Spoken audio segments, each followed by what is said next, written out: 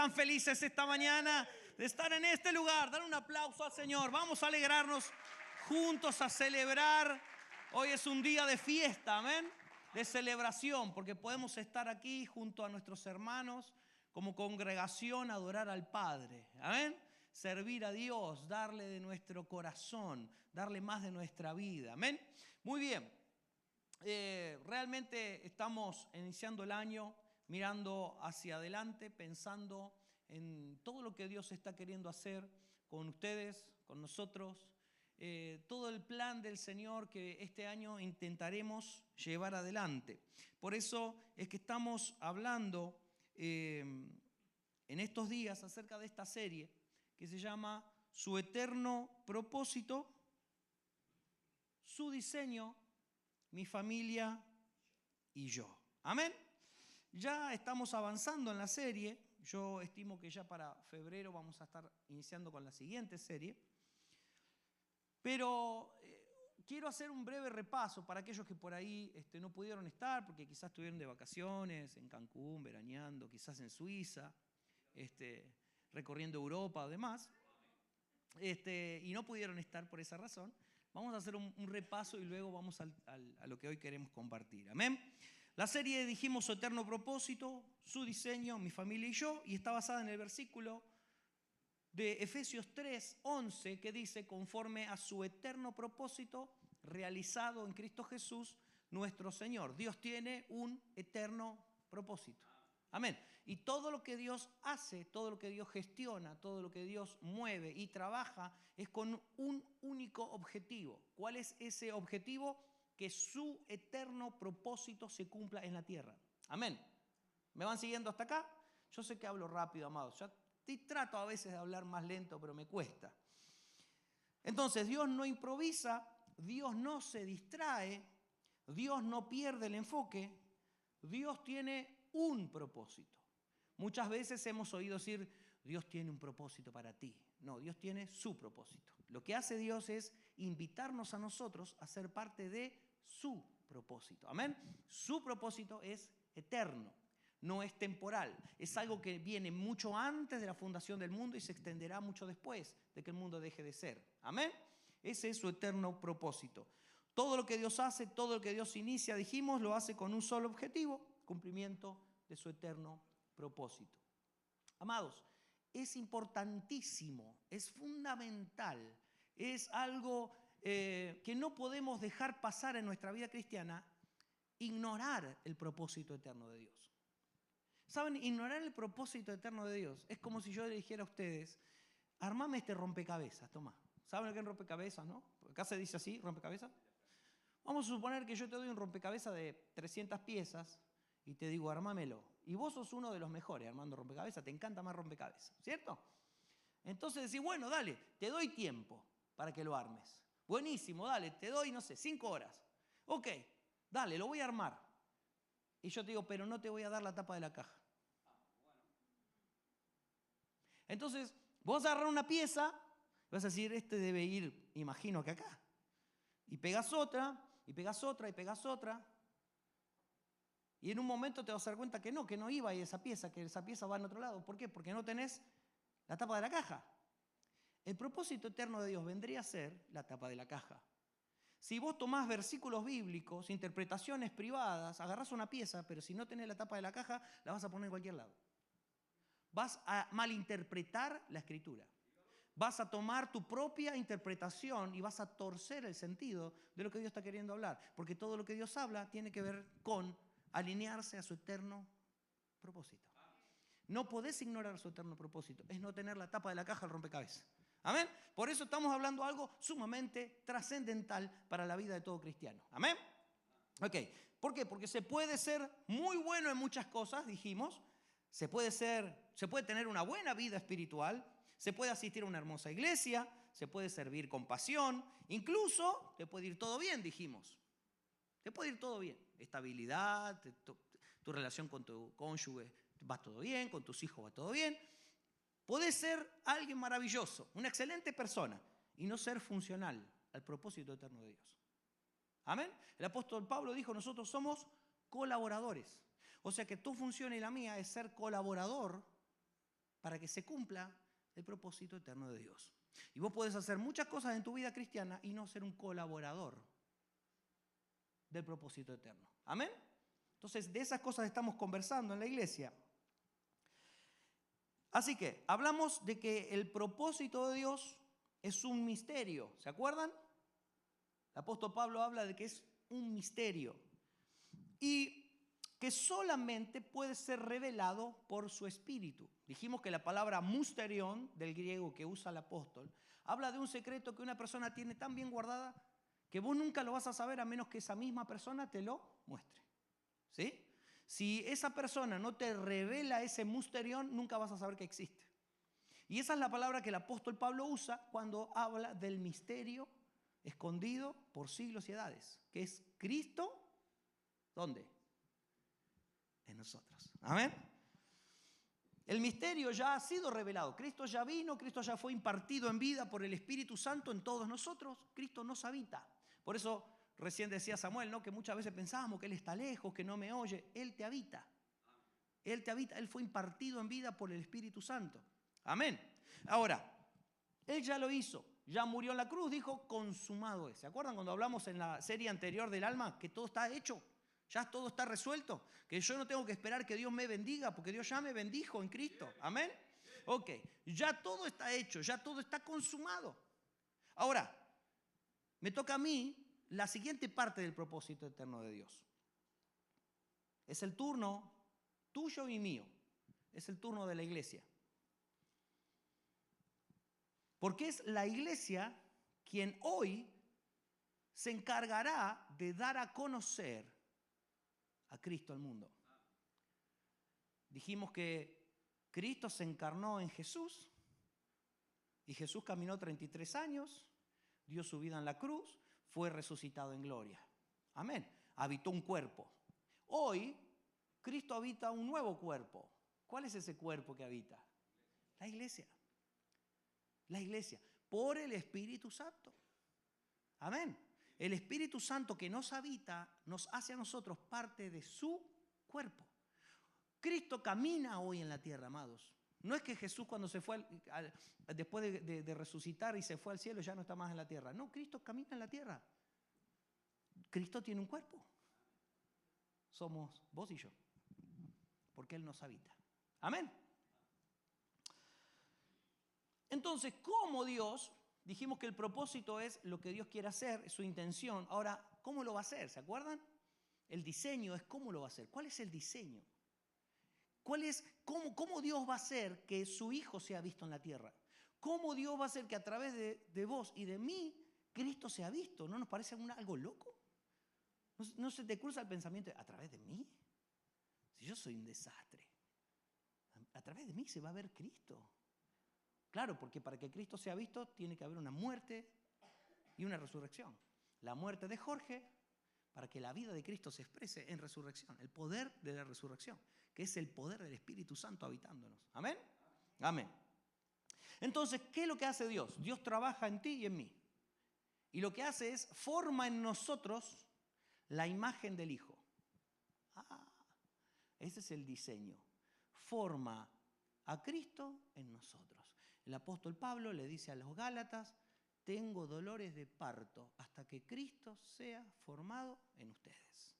El plan de Dios no es que simplemente vengas a sentarte el domingo a compartir un rato con los demás, a escuchar una canción o 2 o 5 y a escuchar una predicación e irte. El plan de Dios es que vos expreses la vida de su Hijo, que vos seas la imagen de su Hijo en la tierra. Amén. Y para eso Dios trabaja en ti, Dios trabaja en mí. Para eso Dios nos va formando en nosotros al Hijo. ¿A través de qué? A través de la muerte en la cruz cada mañana. El que quiere ser mi discípulo, niéguese a sí mismo, tome su cruz y sígame. Sin cruz no podemos ser discípulos de Cristo. Porque sin cruz no morimos y si no morimos no podemos expresar el poder de la resurrección. Amén. ¿Me van siguiendo? Y ahí tenemos Romanos 8, 28 y 29. Dice, ahora bien, sabemos que Dios dispone ¿cuántas cosas? Todas. Dios dispone todas las cosas para el bien. ¿Para qué las dispone? para el bien. Para el bien de quienes lo aman. ¿Cuántos aman a Dios acá? Amén. Todo lo que te acontece, todo lo que te sucede, todo. Cuando Dios dice todo, es absoluto, es todo. Cuando Dios dice nada, es nada. Amén. Todas las cosas que te ocurren, tanto lo bueno como lo malo, aporta un bien. Aporta un bien. Ahora, ¿qué es bien para Dios? Porque dice, todas las cosas ayudan a bien. Ok, ¿y qué es para ti bien y qué es para Dios bien? Bien para mí es que me aumenten el cheque. Que me suban un par de dólares la hora. Eso es bien para mí. Eso es bien para nosotros. ¿Qué es bien para Dios? Porque todas las cosas ayudan para bien de quienes lo aman. Lo único que Dios llama bien es a su Hijo. Repito, lo único que es bueno para Dios es su Hijo. El único que ha complacido al Padre es el Hijo. El único que el Padre puede decir, en Él tengo complacencia, es en su Hijo. Amén. El único bien para Dios es el Hijo. Ahora, para el bien de quienes lo aman, los que han sido llamados de acuerdo con su propósito eterno. Versículo 29 dice, porque a los que Dios conoció de antemano, también los predestinó. ¿Para qué te predestinó? Para ser transformados según la imagen de su Hijo. ¿Cuánto de Jorge hay en mí? ¿Y cuánto de Cristo hay en mí? Ese es el trabajo que Dios hace. Cada día tiene que haber menos Jorge y más Cristo.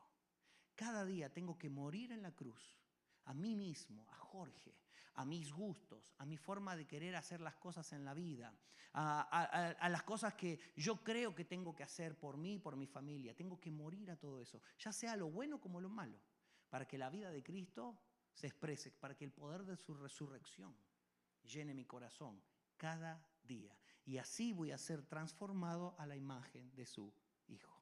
Ese es el diseño. Si tú y yo, en el pasar de la vida cristiana, domingo tras domingo, venir a la iglesia, no somos transformados a la imagen de su Hijo, el propósito eterno de Dios no se está cumpliendo en ti y en mí. Amén. Esto no se trata de venir a sentirse mejor porque tener una palabra de aliento. Aunque eso no esté mal, ese no es el propósito eterno de Dios. El propósito eterno de Dios es que la imagen de su Hijo sea formada en ti porque quiere darse a conocer al mundo. Y si la imagen del Hijo no se forma en ti, ¿cómo Dios va a hacer que vean al Hijo? Si no ven al Hijo en la iglesia, ¿dónde lo van a ver? Si tú no eres transformado a la imagen de Cristo y la gente cuando te ve, en vez de verte a ti, ve a Cristo, no se cumple el propósito, que es darse a conocer. El propósito de Dios es darse a conocer al mundo, llenar la tierra de su gloria. Dice que la creación gime esperando la manifestación de los hijos, de todos los que estamos y habitamos en Cristo. Amén.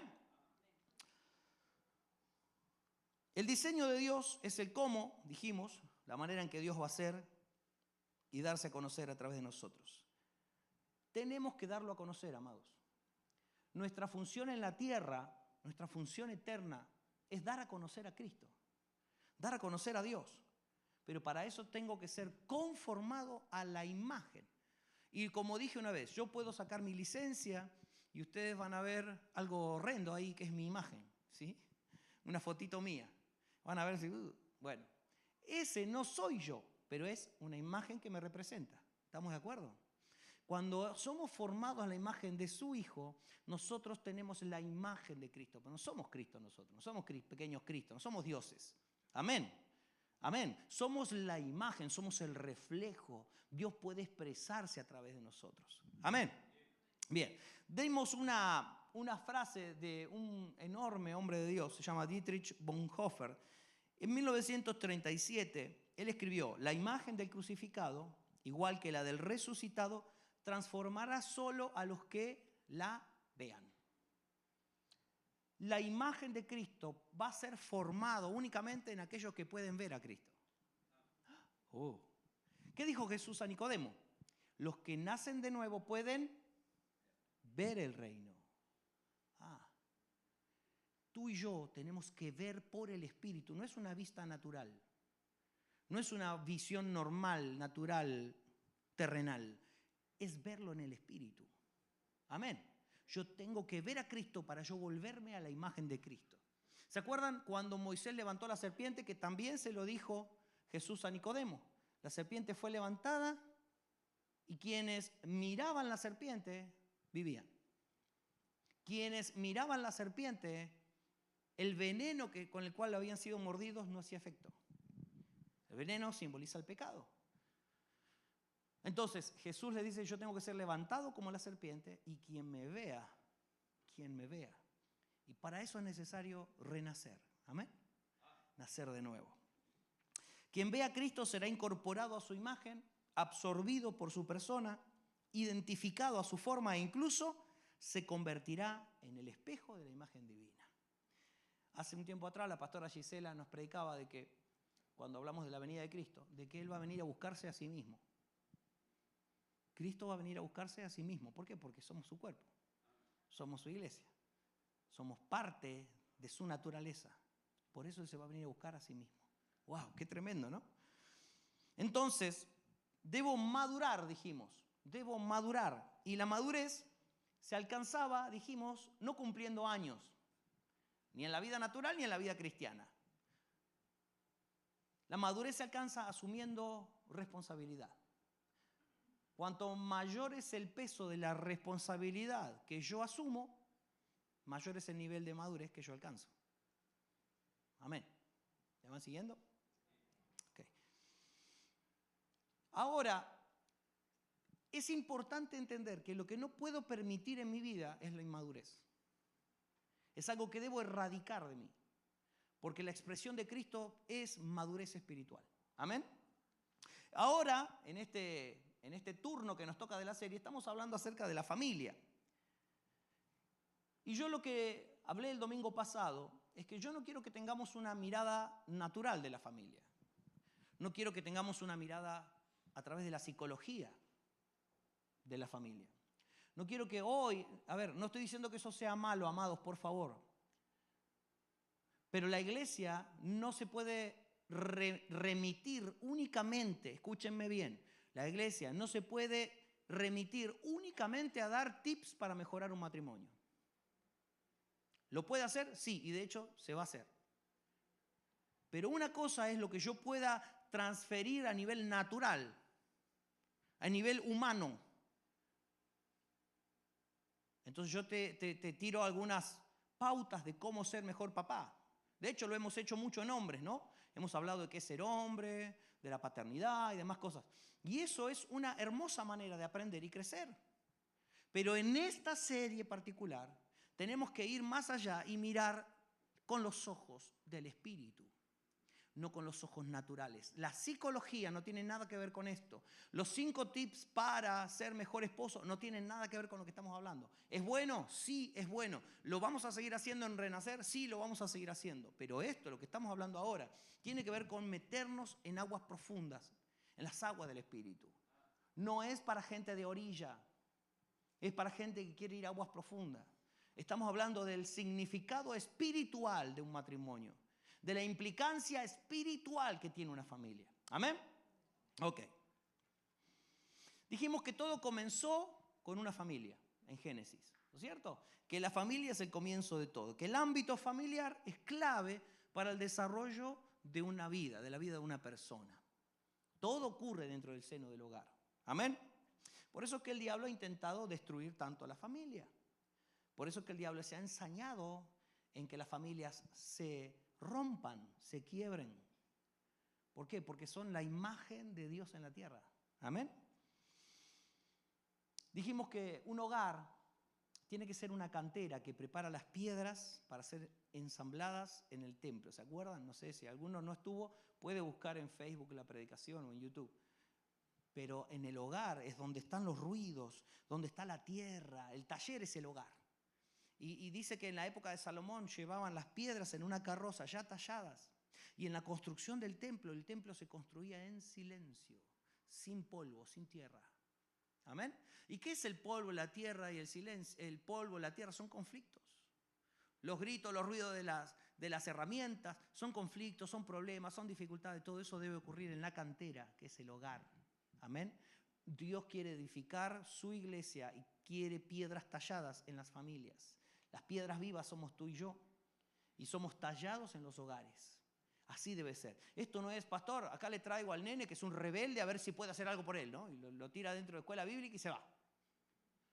Los responsables de tallar las piedras somos los padres. Qué diferente decir, pastor, mira, acá le traje un músico. Pastor, acá le traje un maestro de la palabra. Pastor, acá le traje un líder de jóvenes. Pastor, acá le traje, amén, porque ya está la piedra tallada, está lista para ponerla en el templo. Amén, ¿no es cierto? Qué diferente es eso. Pero eso es a lo que tenemos que apuntar. A entender estos principios espirituales y a vivirlos, a experimentarlos. El propósito del matrimonio en Cristo es preparar a las próximas generaciones para impactar el reino de las tinieblas. Salmo 127:4 dice que como flecha en manos del guerrero son los hijos de la juventud. Dijimos que la flecha llega donde el guerrero no. Tus hijos tienen que llegar, espiritualmente hablando, donde tú nunca pudiste haber llegado. Tienes que lanzarlos. ¿Amén? ¿Amén? Dale un aplauso al Señor, claro que sí. Y para lanzar una flecha y que dé en el blanco, tengo que tener un buen arco. Bien tensado, bien preparado. ¿Amén? Cuanto mejor sea el arco, más certero voy a ser con la flecha que voy a lanzar. Entonces yo tengo que entender que el arco soy yo. Y la flecha son los hijos, dice la Biblia. Prepara a tus hijos para que en las cosas del Espíritu lleguen mucho más lejos de lo que tú puedas llegar. Noé construyó un arca por 100 años y pasó un diluvio para que sus hijos no tengan que hacerlo. Amén. Amén. La prédica de hoy, antes de eso, vamos a ponernos todos de pie. Pónganse de pie. Vamos a hacer un poquito de entrenamiento. De paso nos despertamos. Hace frío hoy. Nos ponen un poquito de calefacción y enseguida nos queremos acomodar, ¿no? Vamos a orar. Padre amado, gracias. Gracias, Señor. Gracias por este hermoso tiempo. Padre, estamos hablando acerca de la familia en el contexto espiritual y eterno, insertados dentro de tu propósito eterno y glorioso. No estamos hablando de simplemente frases de psicología y consejería que pueden ayudarnos a mejorar nuestra relación a nivel natural. Estamos hablando de la implicancia eterna que tiene que ver la unión matrimonial, lo que tiene que ver el hogar, la familia, los hijos, papá. Estamos tratando de entrar en aguas profundas. Estamos tratando de ir a aguas profundas y yo lo que te pido, Espíritu Santo, es que a medida que vayamos hablando, nos hables al corazón, nos abras los ojos del entendimiento. Quiero orar como oró Pablo por la gente de Éfeso, Señor. Él oraba para que sean alumbrados los ojos del entendimiento, para que podamos ver a Cristo. Alumbra los ojos de nuestro entendimiento esta mañana, porque no se trata de nosotros, se trata de ti, Señor. Se trata de lo que tú quieres hacer a través de nosotros. La gloria es tuya, la honra y la alabanza. Amén, amén, amén. Tomen asiento. El domingo pasado hablamos del lugar donde todo inicia. La predicación de hoy es el lugar donde todo crece, donde todo florece, donde todo debe multiplicarse y expandirse. ¿Amén? Amén. Muy bien. Crecer tiene que ver con madurar.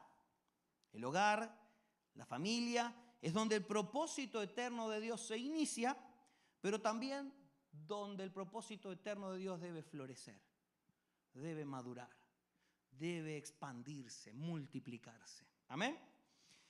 Ese es el plan de Dios para la familia en la tierra. Para tu familia, para mi familia y para todas las familias. Amén. Aleluya. El matrimonio es una de las más claras revelaciones del misterio eterno de Dios en Cristo. El matrimonio es la forma en que Dios muestra en lo terrenal la mayor de las expresiones de su plan glorioso y eterno. Hacernos uno con Él. ¿Se acuerdan que el domingo pasado dijimos que Él quiere reunir todas las cosas en Cristo? Reunir en Él todas las cosas. El pecado dijimos que separó, fragmentó, dividió y el Padre está en Cristo reuniendo todas las cosas, que ese era el ministerio de la reconciliación. ¿Amén? De eso se trata el ministerio de la reconciliación. Reconciliar, conciliar todo en uno. ¿Se acuerdan que hablamos de las piezas del motor? Cuando un mecánico desarma un motor, tiene un montón de piezas regadas por todos lados, ¿sí? Ahora, ¿qué tiene que hacer para armar el motor y que sea funcional y arrastre un carro? Tiene que conciliar pieza con pieza, como el rompecabezas, ¿no? Conciliar pieza con pieza para que eso pueda funcionar. Y si faltan 2 o 3 piezas, por ahí no funciona. ¿Amén? Entonces esto es el ministerio de la reconciliación. ser todos reunidos en Cristo para cumplir su propósito, ser funcionales al propósito eterno. Entonces, ¿cuál es la asignación para el matrimonio? ¿Cuál es la asignación de Dios para el matrimonio? Lo primero que tenemos que saber es que nosotros somos colaboradores, lo dije recién. La función del matrimonio es ser un colaborador para el cumplimiento del propósito eterno de Dios. Hermanos, tú puedes ser un colaborador o puedes ser un detractor del propósito eterno de Dios. Hermana querida, tú puedes ser una colaboradora o puedes ser un problema para el cumplimiento del propósito eterno de Dios. Amén. Entonces, no se trata el evangelio de simplemente venir a reunirnos el domingo, sino de estar mirando cuál es el plan de Dios y ser un colaborador para que ese plan se cumpla en la tierra. Amén. Dios tiene un único interés, el cumplimiento de su propósito. El diseño del matrimonio es para que seamos colaboradores con ese fin. Oramos pidiendo a Dios que haga su voluntad, ¿no es cierto? Que gobierne sobre la tierra, que ejerza su reino, que se vea. Oramos para que la tierra sea llena del conocimiento de la gloria del Señor. Oramos para que nuestros vecinos conozcan a Cristo. Oramos para que el gobierno de Dios venga a la tierra. Y Dios te mire y te dice, sí, eso te toca a vos. Eso te lo delegué a ti. Esa es tu parte. Aleluya. Esas cosas van a ocurrir y van a ocurrir por medio de la iglesia, por medio de ti, por medio de mí, por medio de tu esposa, de tu esposo, de tus hijos. Porque ese es el plan para las familias, que sean la expresión de su reino, la expresión de su autoridad, de su gobierno en la tierra. Por eso necesitamos saber, estar al tanto de cuál es el propósito eterno de Dios. Necesitamos la tapa de la caja. Amén. Es triste tener años de creyentes y no saber cuál es el plan eterno de Dios. Pero hay gente que puede estar años yendo a la iglesia y no saber cuál es el propósito eterno de Dios. Todo en mi vida debe ser definido, repito, todo en mi vida tiene que ser definido por el propósito eterno de Dios. Todo en mi familia también. ¿Cuáles son las frases que más hemos escuchado de los papás? Hijo, tenés que estudiar, ir a la universidad, graduarte y tener una buena vida adelante, tener buenos estudios y que te tiene que ir bien en la vida. ¿Cierto? Se lo dijeron a ustedes porque a mí sí. Tenés que estudiar, graduarte de una carrera y vas a ganar bien y te va a ir bien. Motivos equivocados. Motivos equivocados. Te pregunto, diciendo eso, ¿estás tallando una piedra? Yo tengo que primero ver cuál es el plan de Dios para mi familia y lanzar la flecha en dirección al blanco que Dios me puso. Y entendamos una cosa, el propósito que Dios tiene para todos nosotros tiene que ver con la realización de lo que nos gusta hacer. Dios no te va a obligar a que vos hagas algo que detestás. Tiene que ver con tu esencia, tiene que ver con quién tú eres. Tiene que ver con la expresión de lo que Cristo te ha entregado, el depósito que ha puesto en ti. Y mientras tú no hagas eso, tú no direcciones a tus hijos, nada va a ocurrir en tu familia. Van a estar batallando con todas las mismas cosas de siempre, van a estar siempre al borde de que se rompan, van a estar siempre bregando con la rebeldía de los hijos porque no tienen dirección.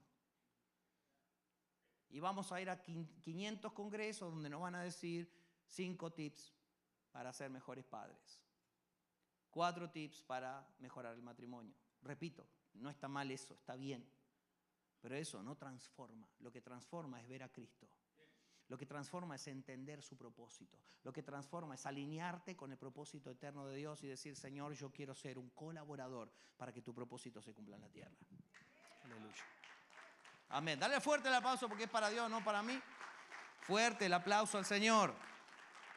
El matrimonio es la revelación del misterio del uno.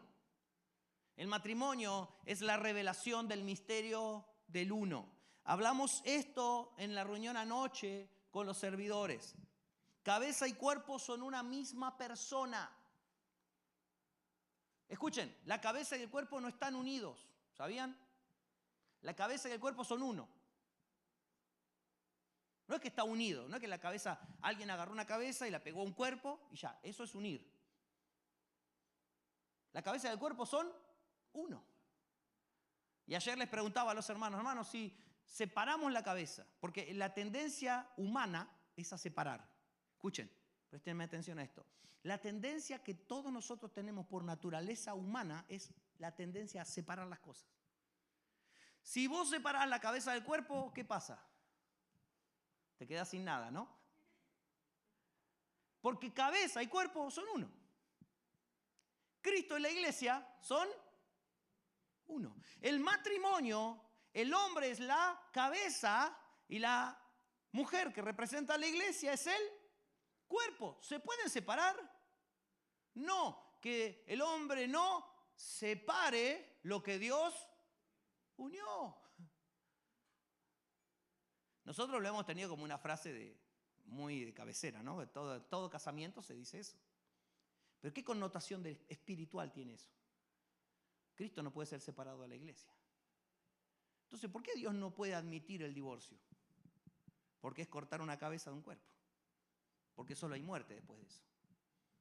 Amén. Entonces, cabeza y cuerpo son una misma persona. Una misma naturaleza, una misma esencia. Un mismo corazón, un mismo ser. Cuando dos personas, un hombre y una mujer, se unen en matrimonio, se convierten en una sola carne. ¿Con qué fin? ¿Con qué fin? Con el fin de mostrar lo que ocurre entre Cristo y la iglesia.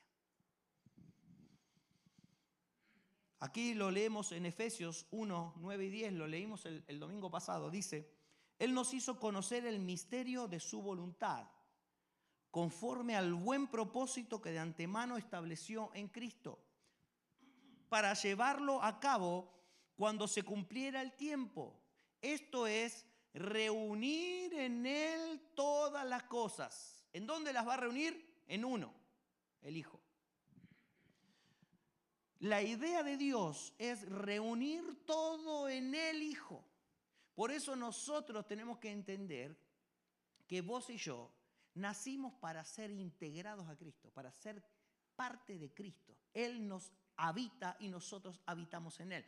¿Qué hablamos la serie anterior? El apóstol Pablo no dijo yo creo en Jesús, yo creo en Cristo. No dijo eso. No dijo, bueno, mira, yo en mi fe yo creo tal cosa. No dijo eso. Dijo yo en Él habito, me muevo y soy. Yo en Él vivimos, nos movemos y somos, le dijo el apóstol Pablo.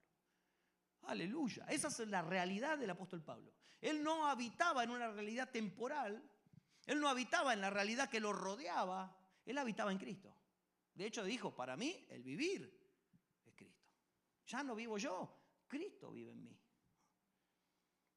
Entonces la voluntad de Dios es reunir todo en Cristo. Es decir, tu matrimonio en Cristo, tus hijos en Cristo, tu hogar en Cristo, tus finanzas en Cristo. Todo reunido en el Hijo, en el uno. Está muy bien aprender, amados, quiero decirles esto también, es importante que lo sepan.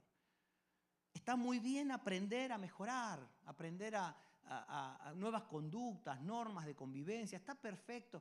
Aquellos que necesitan ayuda profesional, está bien, no hay ningún problema con todo eso. Pero eso yo es lo que me manejo en el ámbito terrenal, lo manejo en la temporalidad. Pues yo tengo que entender las cosas eternas y habitar en la eternidad. Hoy. La eternidad es hoy, no es cuando me muera o cuando Cristo vuelva. ¿Amén? Entonces esto es algo urgente, urgente, urgente. No puede dejar pasar más tiempo. Tenemos que cambiar la perspectiva desde donde vemos todas las cosas.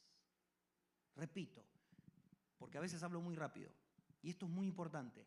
Tenemos que cambiar la perspectiva desde donde vemos todas las cosas. La perspectiva desde donde vivimos y tomamos decisiones. Tenemos que ser gente del Espíritu. No podemos querer hacer funcionar el matrimonio solamente con tips psicológicos, con consejería pastoral, por muy bueno que eso sea.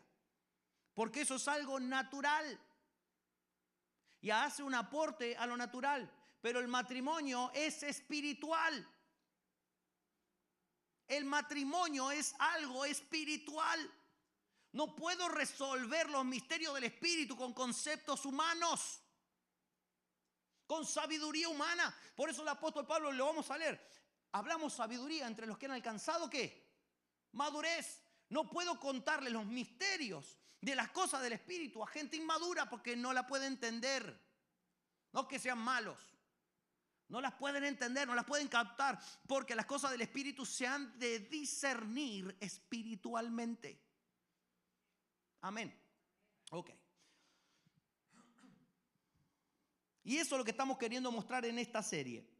Que todo tiene que ver exclusivamente con el plano del espíritu. En nuestro tiempo, como cristianos, hemos visto muchas cosas espirituales desde un plano natural. Hemos querido interpretar las cosas espirituales desde donde nosotros estamos, con nuestra mente natural, con nuestra mente que tiene que ver con la capacidad humana únicamente. Entonces, historias, personajes bíblicos, normas de convivencia, vida secular por un lado, vida religiosa por la otra, todo por separado. Así hemos vivido el Evangelio, haciendo una interpretación de nuestra mente natural de las cosas que son del espíritu y eternas. Una mente natural, humana y temporal queriendo entender los misterios del espíritu eterno. Imposible. Imposible. Nuestra mente humana, temporal, pasajera, se tiene que morir en la cruz. Porque todo lo que nosotros entendamos y captemos del espíritu solamente lo vamos a ver por el espíritu. Es el Espíritu Santo obrando en nosotros, mostrándonos a Cristo. Y Cristo es la imagen del Padre.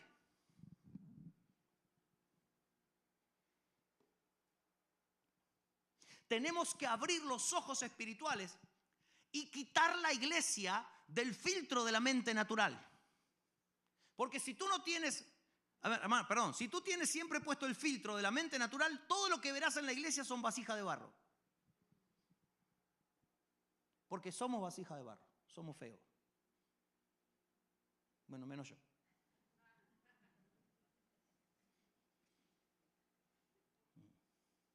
¿Somos vasija de barro? Somos barro. Si tú miras la iglesia con una mente natural, tú ves vasijas. Para tú ver el tesoro, tú tienes que tener una mente espiritual, la mente de Cristo. Tú vas a ver el tesoro de la iglesia y tú vas a ver la iglesia como la ve Dios, santa, pura, sin mancha, eterna, gloriosa y maravillosa, solo si abres los ojos espirituales. Mientras vas a decir, la iglesia. Mi marido que es un cabezón. ¿Cómo puede ser la iglesia? Porque estás mirando la vasija. Amén. Con ojos naturales. Tienes que ver con ojos del espíritu. Ahora, para ver con los ojos del espíritu, tengo que abrir los ojos del espíritu. Para que se abran los ojos del espíritu, tengo que tener comunión con Dios, tengo que ir a la cruz, morir a mí mismo, morir a mi mente natural y ser resucitado juntamente con Cristo. Ser crucificado con Cristo, porque eso dijo el apóstol Pablo, ¿eh? Con Cristo estoy juntamente crucificado. Pero Cristo ya había muerto. Muchos años antes Jesús había sido crucificado. ¿Cómo Pablo puede decir que está juntamente crucificado con Cristo? Si Pablo ni siquiera había compartido con Jesús todo ese tiempo. No fue uno de los apóstoles como Pedro, Juan y los demás, Jacobo. ¿Cómo entonces Pablo puede decir que está juntamente crucificado con Cristo? Porque la cruz es eterna, hermanos. Cuando hablamos de la cruz, no estamos hablando de la cruz de madera en la que Jesús fue colgado hace 2000 años atrás.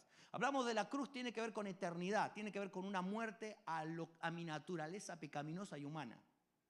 Tiene que ver con una renuncia a mí mismo, a lo que yo creo, a lo que yo siento, a lo que yo pienso, a lo que a mí me parece, a mi criterio, a mi humilde opinión.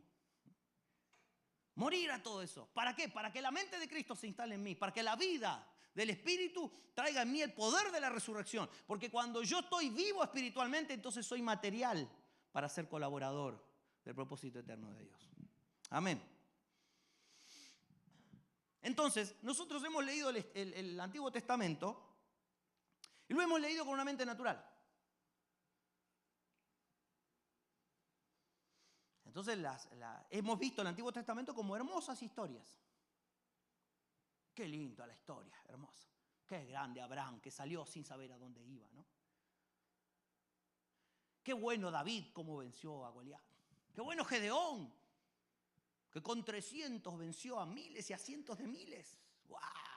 Y miramos el Antiguo Testamento como historias, porque tenemos una mente natural y lo miramos desde ese lugar, desde lo natural. Quien se acerca al Antiguo Testamento con el velo en los ojos, ve historias, ve personajes, hermosas historias de Dios haciendo algo hermoso. Pero quien se acerca al Antiguo Testamento sin el velo en los ojos, con la revelación del Hijo, ve al Hijo. En donde mire, ve al Hijo.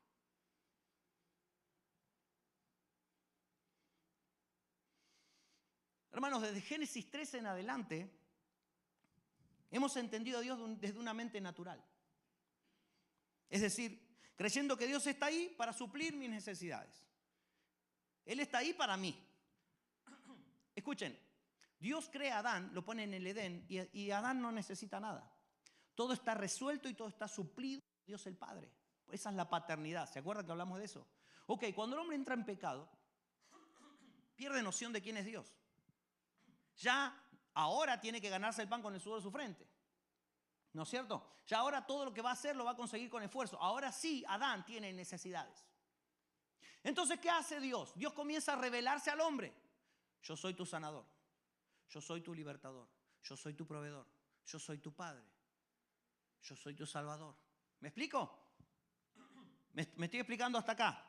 Entonces eso ha producido en muchos de nosotros la mente de que Dios está, Él es mi salvador, es mi proveedor. ¿Me explico? Y eso es una manera parcializada de ver a Dios.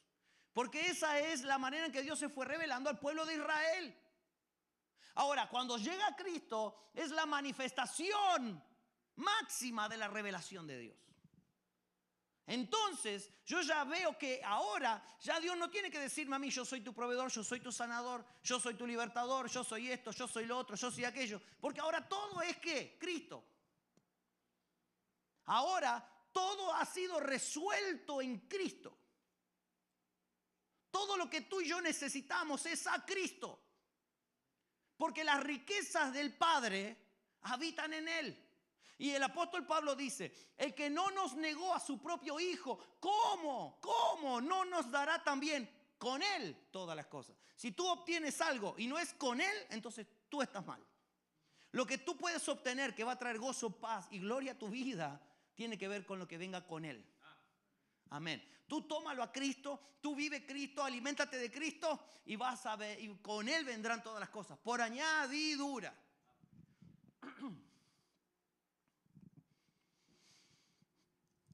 Denme un respiro.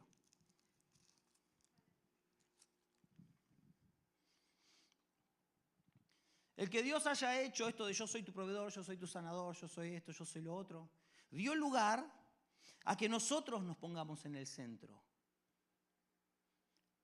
Si yo vengo todos los días te digo, quédate tranquilo que yo me encargo de vos. Yo soy tu proveedor, yo me encargo de tu salud, yo me encargo de esto, yo me encargo de otro. La persona importante, ¿quién es ahí? Tú.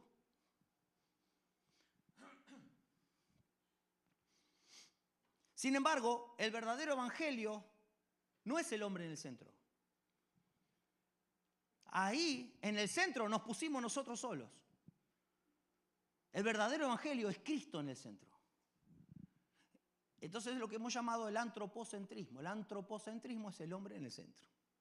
Dios me provee, Dios me sana, Dios me libera, Dios esto, Dios lo otro, Dios aquello. Pero es Cristo el centro, no nosotros. Lo lindo es que nosotros habitamos en Él.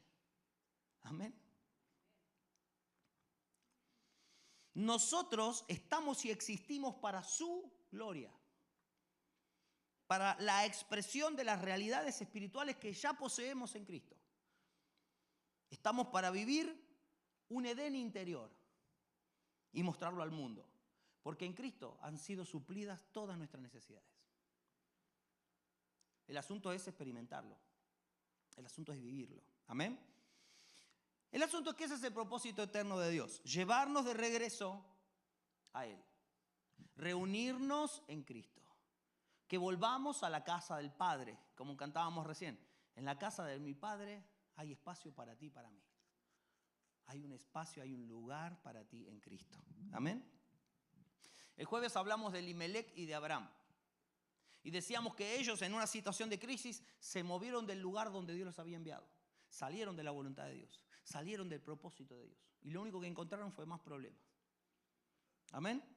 Pusimos como ejemplo a estos dos.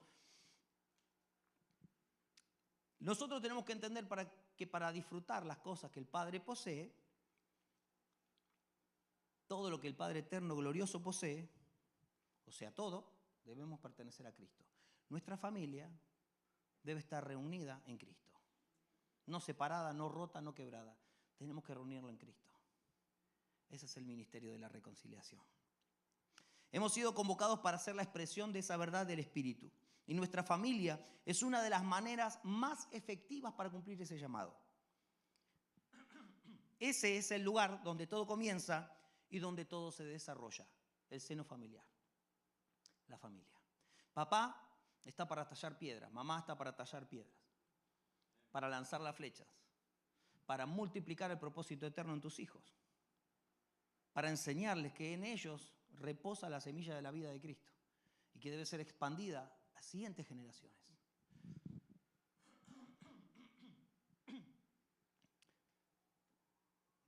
Vamos a mirar un punto más de 42 puntos que vamos a ver hoy.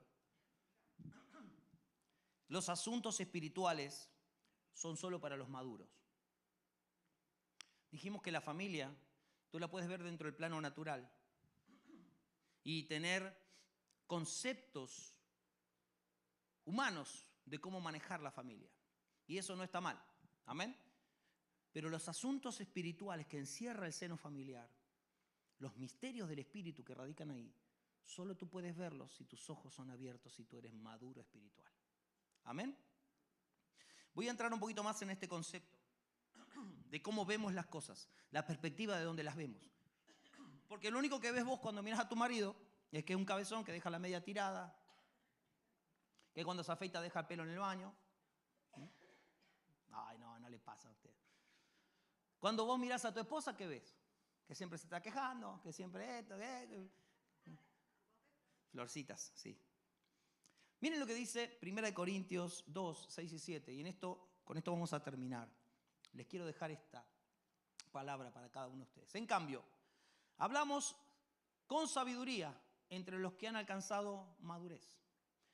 La sabiduría que habla el apóstol Pablo dice, pero no con la sabiduría de este mundo, ni con la de sus gobernantes, los cuales terminarán en nada. El apóstol Pablo dice, nosotros hablamos sabiduría entre los que han alcanzado madurez. ¿Qué sabiduría habla? ¿Cuál es la sabiduría que el apóstol Pablo habla acá? Dice, miren, versículo 7, más bien, escuchen, exponemos el misterio de la sabiduría de Dios, exponemos el misterio de la sabiduría de Dios, una sabiduría que ha estado escondida y que Dios había destinado para nuestra gloria desde la eternidad. ¡Wow! ¡Wow! Mira 1 Corintios 2:12. Dice, nosotros no hemos recibido el espíritu del mundo, sino el espíritu que procede de Dios. ¿Para qué? ¿Para qué recibiste el Espíritu Santo? ¿Para qué? ¿Para qué Dios te lo dio? Para que entendamos lo que por su gracia Él ya nos concedió, Él ya te lo dio. Padre, dame, ya te lo dio. Padre, podría ser que ya te lo dio. Señor, yo te quería pedirte, ya te lo dio. ¿Cómo que ya me lo dio? Claro, porque lo que el Padre te da son riquezas espirituales. No tiene nada que ver con nuestra mente natural y humana. Es por ese nuestro problema. Nosotros interpretamos todo a la raíz y a la luz de la mente, del intelecto humano. Pero el Padre nos ha bendecido con toda bendición espiritual en lugares celestiales en Cristo. Ya estamos bendecidos, mis amados. Gloria a Dios por eso. Hay uno que entendió.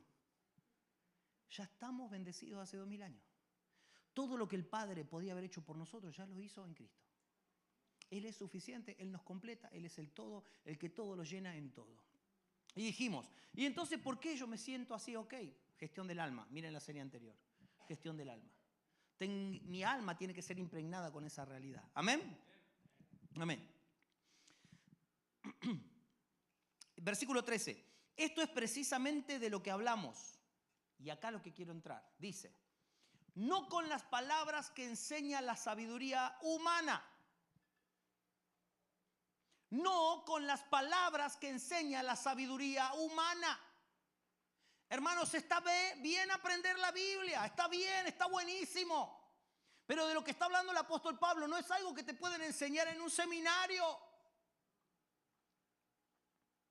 No es algo que tú te aprendes y que ya lo puedes ver en el Espíritu porque te memorizaste la Biblia. Está hablando no con las palabras que enseña la sabiduría humana, sino con las que enseña ¿quién? El Espíritu. De modo que expresamos verdades espirituales en términos espirituales. Ahora, yo no puedo expresar verdades espirituales en términos naturales. Cuando hablamos de la familia, hay una verdad espiritual encerrada, hay un misterio oculto guardado dentro del seno familiar que no se puede explicar de manera humana. Hermano, usted tiene que ser mejor en esto. Hermano, le voy a dar 10 tips para mejorar. Está bien, pero hay asuntos que tienen que ver con la familia y el matrimonio que yo no puedo verlos con mis ojos naturales, que yo no puedo experimentarlo desde una mente natural y chiquita así. Necesito que se acomode lo espiritual a lo espiritual, tener una visión espiritual de las cosas. Aleluya. Miren lo que dice esta versión. No con las palabras que enseña la sabiduría humana, sino con las que enseña el Espíritu, explicando lo espiritual en términos espirituales. El que no tiene el Espíritu no acepta lo que procede del Espíritu de Dios, pues para él es locura. No puede entenderlo. No puede entenderlo la mente natural. Porque hay que discernirlo espiritualmente.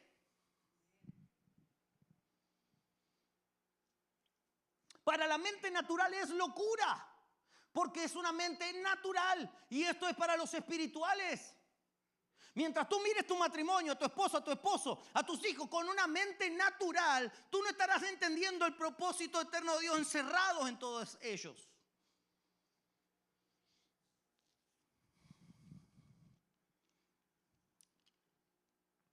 No puedes explicar las cosas espirituales hablando asuntos naturales. Los maduros ven la realidad del Espíritu. No hace falta que alguien se las muestre. La ven. La gente que ha alcanzado madurez ve la realidad del Espíritu. Ve las cosas por el Espíritu. No por enseñanza de hombres. No por transferencia de conocimiento humano, por muy bueno que sea. Dios nos está llevando a ver la realidad del Espíritu únicamente en la madurez. ¿Qué es la madurez? La muerte de mi hombre natural para que crezca el hombre espiritual. La muerte de mi vieja naturaleza para habitar en la nueva naturaleza que es Cristo Jesús. La muerte del viejo Adán para habitar en el segundo Adán, que es Cristo. Cuando yo tengo la mente de Cristo, yo veo las cosas espiritualmente. Veo a mi esposa como la iglesia. Veo a mi esposo como imagen de Cristo. Veo a mis hijos y entiendo lo que el Padre sintió cuando entregó a su Hijo por nosotros. Se me revela el Hijo mirando a los míos. Para hablar de las profundas verdades espirituales eternas debemos hablar espiritualmente, con sabiduría espiritual, entre los que pueden ver a Cristo, los que no están enceguecidos por la naturaleza humana, carnal, natural. Por eso el apóstol Pablo dice que hay que acomodar lo espiritual a lo espiritual. Solo hablando espiritualmente podemos tener un pleno entendimiento de lo que ya nos fue concedido en Cristo. Ya lo tenemos. Ya nos lo ha entregado el Padre. Te habita, me habita. El misterio ha sido revelado, pero solo los maduros pueden entenderlo, pueden vivirlo, pueden experimentarlo. No te puedes permitir a ti mismo seguir viviendo en la inmadurez espiritual. Tu matrimonio se está destruyendo porque no has alcanzado madurez. Tus hijos te dan la espalda porque no has alcanzado madurez. No hablo de una madurez natural, hablo de una madurez espiritual. Es Cristo mostrándose a través de ti, eso es madurez. Debemos entender que para hablar en serio de matrimonio y familia, tenemos que hablar de los misterios espirituales con sabiduría espiritual entre los que han alcanzado madurez. Repito, debemos entender que para hablar en serio de matrimonio y familia, tenemos que hablar los misterios espirituales con la sabiduría espiritual entre los que han alcanzado madurez espiritual. Mientras tanto, seguirás viviendo de los tips psicológicos y de la consejería pastoral, que no está mal. Amén. Pero no te revela el propósito eterno para el cual ha sido pensado el matrimonio. El matrimonio es la revelación visible del misterio invisible. Si no lo ves de esa manera, estás condenado al fracaso en cuanto a la razón más importante de la existencia del ser humano y de la familia: ser colaboradores de Dios. El matrimonio, si estás en la orilla, lo ves de la manera que todo el mundo lo ve. Pero si te vas a aguas profundas, si vas donde están los que han alcanzado madurez, que no hablan según la sabiduría de este mundo, sino la sabiduría de Dios, la sabiduría espiritual, entonces tú verás el matrimonio y la familia de la manera en que Dios los ve. Si entiendes el secreto espiritual del uno en el matrimonio, jamás se te va a ocurrir separarte. Abandonar tu familia nunca va a pasar por tu mente. Porque tu nivel de entendimiento no se basa en lo temporal, en que discutí con mi mujer, en que es insoportable, que este es un loco, es un rayado. No se basa en lo natural, ni en lo temporal. No se basa en una diferencia con tu pareja, en no poder ponerte de acuerdo en cómo manejar la finanza. Esto se basa en la verdad eterna que nos ha sido revelada en Cristo. Estamos reunidos en Él, somos una persona, así como Cristo y la iglesia son uno. Son uno en el Espíritu, hermano. Por eso tenemos que verlo con los ojos del Espíritu. Amén. Estamos en este matrimonio para expresar esta poderosa verdad y mostrársela al mundo. Esa es la finalidad para la cual te uniste a tu esposo y a tu esposa. Con esto terminamos. 2 Corintios 5, 15, 16. Dice: Él murió, ¿por quiénes? Por todos. Para que los que reciben la nueva vida de Cristo ya no vivan más para sí mismos. ¿Qué le estás transfiriendo a tu hijo? ¿Que viva para sí mismo? ¿O que viva para Cristo? Más bien, vivirán para Cristo.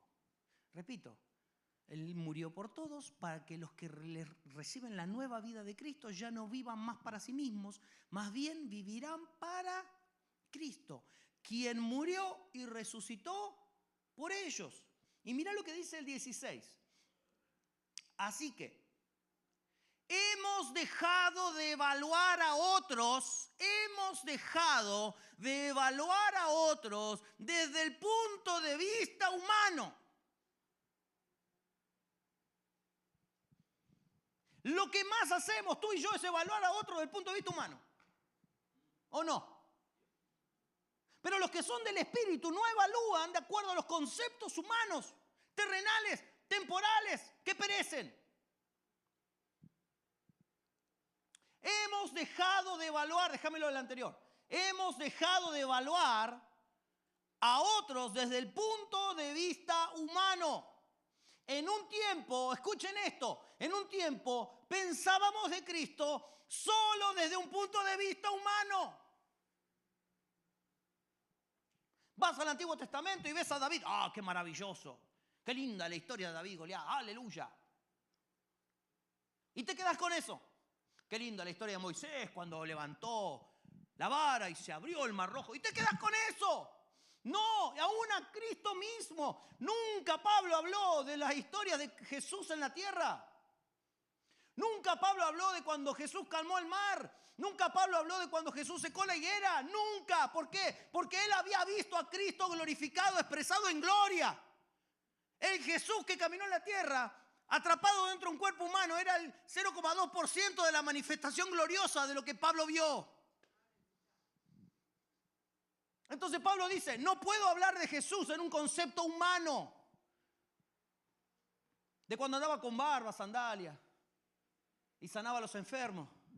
Eso está maravilloso, pero yo vi algo mucho mayor. Vi a Cristo expresado en gloria.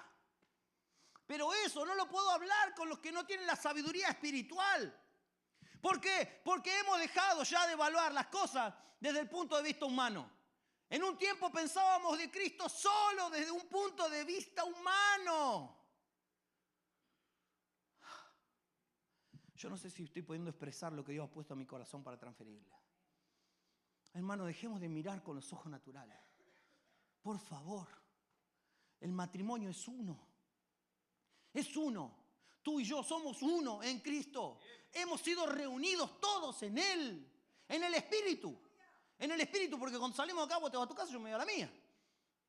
Pero eso es en lo natural. Esa es la mente natural, pasajera, temporal, humana y pecaminosa. Pero en la mirada del Espíritu somos uno. El matrimonio es uno, es indivisible. Es uno en naturaleza. Dios lo ve así. Ahora, vos querés verlo como vos quieras, no hay ningún problema. Pero Dios lo ve así. Uno. Y a todos nos reunió en Él. El matrimonio es Cristo y la iglesia. Y Cristo y la iglesia son uno. Mi esposa y yo somos uno en el Espíritu. Tú y tu esposa son uno en el Espíritu. Lunes en la mañana ella se va a su trabajo, vos al tuyo. Tus hijos al colegio. Pero ustedes son uno en Cristo. Entonces cuando yo me dirijo a mi esposa, tengo dos opciones. Mirarlo desde el punto de vista humano, como incluso a Jesús lo han mirado, dijo el apóstol Pablo. ¿Qué tan diferente lo conocemos ahora? Porque él había estado y lo había visto en la manifestación y la expresión máxima de su gloria. Y él entendió, Pedro nos habla de Jesús que caminó sobre el agua. Pero yo estoy viendo al que creó los océanos. Pedro me está hablando de ese que secó una higuera. Y yo veo al que creó en Edén. Al que plantó el Edén.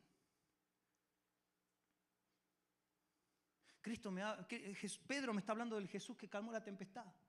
Yo veo al creador del universo. Al que formó las montañas. Los cielos cuentan su gloria. Aleluya. El firmamento anuncia la obra de sus manos. A ese estoy viendo yo. Dejemos de mirar las cosas dentro del plano natural.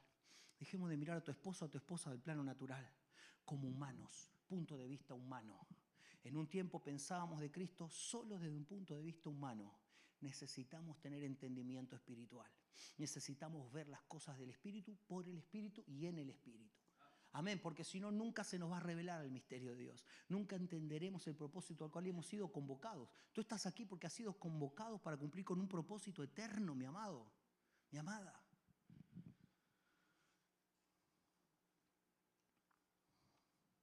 Esto que está acá debería ser la respuesta a la pregunta de por qué me levanté esta mañana.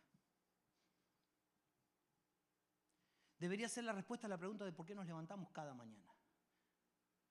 Para ver las cosas por el Espíritu. Para no ver las cosas desde el punto de vista humano. Para verlas por el Espíritu, en el Espíritu. Y expresar la vida espiritual.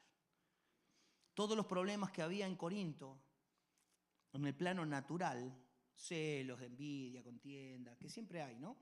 Eso pasa en el plano natural y humano.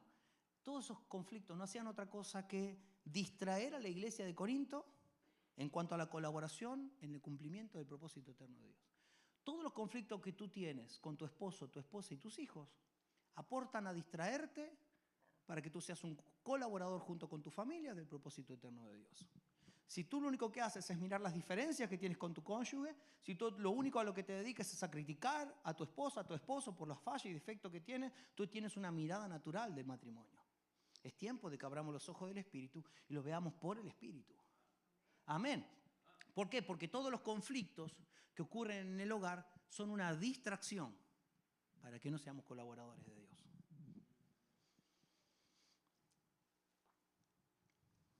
La meta, el propósito, el fin de todo es que tu familia colabore con el cumplimiento del propósito eterno. Si todo lo que haces o dices no colabora con el propósito eterno, te estás desenfocando. Si todo lo que haces o dices dentro de tu hogar no colabora con la expresión del propósito eterno de Dios, estás desenfocado. Si no estás guiando a tus hijos al cumplimiento del propósito eterno, no estás guiándolos a hacer la voluntad de Dios, estás desenfocado. No estás haciendo funcionar el propósito. Tus hijos deben ser la continuidad del plan de Dios en tu familia. Deben ser quienes logren llegar mucho más allá de lo que tú has llegado, pero no en términos temporales, materiales o económicos, sino en cuanto a la revelación de Cristo, en cuanto a la expresión de su vida en la tierra y en cuanto al alcance de su maravilloso plan para la humanidad entera. Un enorme ministro del Evangelio, un maestro de la palabra que yo admiro mucho, es mi predicador favorito, cuenta que uno de sus hijos, el más pequeñito, vino y le hizo una pregunta. 5 años. Vino y le dijo: papá, ¿por qué no puedo ver a Dios? Entonces, un hombre muy de aguas profundas, pero muy de aguas profundas, él dijo: yo podía darle 1000 explicaciones teológicas, podría transferirle muchísimo conocimiento, ir al griego, al hebreo, revisar antiguas traducciones, etc. Podría decir la típica respuesta, dijo él: Dios es como el viento, lo sentimos pero no lo vemos. Aleluya. Respuestas que muestran lo mucho que sabemos, respuestas que hacen evidente que somos cristianos fuertes y llenos de convicciones. Pero son respuestas de gente de orilla, dijo él. Porque yo pensé, si mi hijo no ve a Dios, es porque yo no se lo estoy mostrando. Eso es ser gente de aguas profundas. Si mi hijo no ve a Dios, yo no se lo estoy mostrando. Si tu hijo no ve a Dios, es tu responsabilidad, papá, mamá. Nosotros debemos ser la expresión de Cristo para la familia. No hay otra razón de existencia más profunda, más gloriosa que lo que nos ha concedido el Señor. Ser la expresión de su gloria a un mundo caído y en tinieblas. Este hombre se hizo responsable. Si mi hijo no ve a Dios, es porque yo no se lo muestro. Ponete de pie.